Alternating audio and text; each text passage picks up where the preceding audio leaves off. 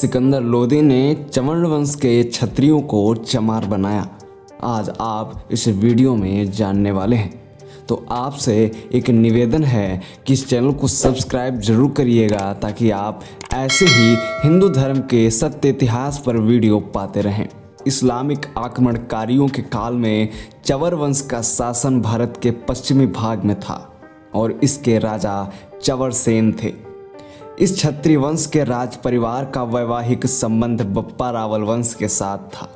राणा सांगा तथा उनकी पत्नी झाली रानी ने चमर वंश से संबंध रखने वाले संत रैदास जी को अपना गुरु मानकर उनको मेवाड़ के राजगुरु की उपाधि दी थी और उनसे चित्तौड़ के किले में रहने के लिए भी कहा था।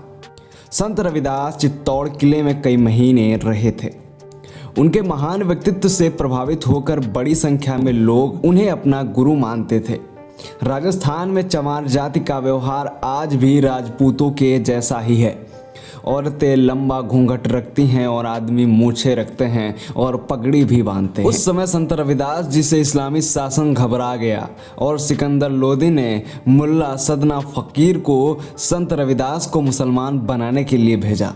उसको पता था कि अगर रविदास इस्लाम स्वीकार कर लेते हैं तो भारत में इस्लाम का परचम लहराया जाएगा और वह बहुत ही आसान हो जाएगा। लेकिन मुल्ला सदना फकीर शास्त्रार्थ में पराजित हो गया और उनकी भक्ति से प्रभावित होकर उसने अपना नाम रामदास रख लिया और वह वैष्णव हो गया।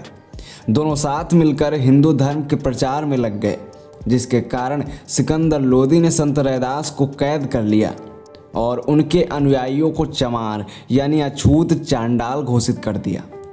उनसे कारावास में चमड़ा पीटने, जूती बनाना इत्यादि काम जबरदस्ती करवाए जाने लगे। संत रविदास पर हो रहे अत्याचारों के प्रति उत्तर में चमर वंश के क्षत्रियों ने दिल्ली को घेर लिया और सिकंदर लोदी ने डर कर रविदास जी को छोड़ दिया। डॉक्टर विजय सोनकर शास्त्री के अनुसार प्राचीन काल में ना तो यह शब्द था और ना इस नाम की कोई जाति थी।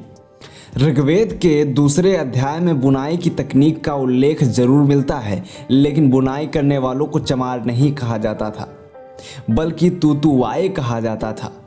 उनके अनुसार मुस्लिम आक्रमणताओं के धार्मिक उत्पीड़न का अहिंसक तरीके से जवाब देने की कोशिश संत शिरोमणि रैदास जी ने की थी, जिनको सिकंदर लोदी ने बलपूर्वक चमार शब्द से संबोधित किया। तो ये था मेरा